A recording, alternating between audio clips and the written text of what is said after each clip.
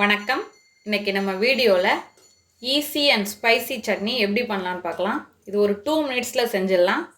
அதுக்கு நான் ஒரு 12 இல்லை 13 வரமிளகாய் எடுத்திருக்கேன். ஹாட் வாட்டர் ஊற்றி ஒரு 5 மினிட்ஸ் ஊற வச்சுருக்கேன். இதில் ஒரு 15 பூண்டு பல் உரித்து எடுத்திருக்கேன்.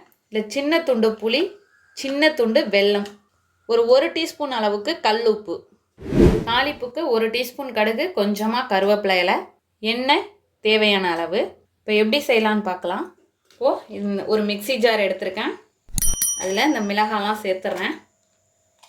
இந்த ஹாட் வாட்டர் அப்படியே இருக்கட்டும். இதோட புளி, வெல்லம், பூண்டு, உப்பு,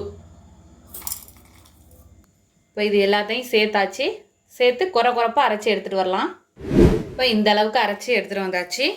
இதில் நம்ம ஊற வச்ச மிளகாவோட தண்ணி இதை அப்படியே சேர்த்து நல்லா பேஸ்ட்டாக அரைச்சி எடுத்துகிட்டு வந்துடலாம். இப்போது இந்த அளவுக்கு அரைச்சி எடுத்துகிட்டு வந்தாச்சு. இதை ஒரு பவுலில் ட்ரான்ஸ்ஃபர் பண்ணிக்கலாம். இப்போ ட்ரான்ஸ்ஃபர் பண்ணியாச்சு. இப்போ இதுக்கான தாளிப்பு தாளிச்சிடலாம். இப்போது இதில் ஒரு 3 ஸ்பூன் அளவுக்கு நல்லெண்ணெய் மட்டும்தான் சேர்க்கணும். நல்லெண்ணெய் சேர்த்துக்கிறேன். இதில் கடுகு,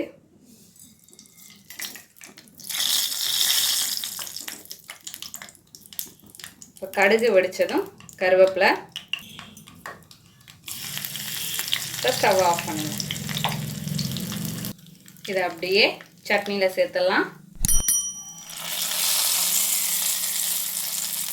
அவ்வளோதான், நம்மளோட அருமையான அற்புதமான ஈஸியாக செய்யக்கூடிய ஸ்பைசி சட்னி தயாராகிடுச்சு.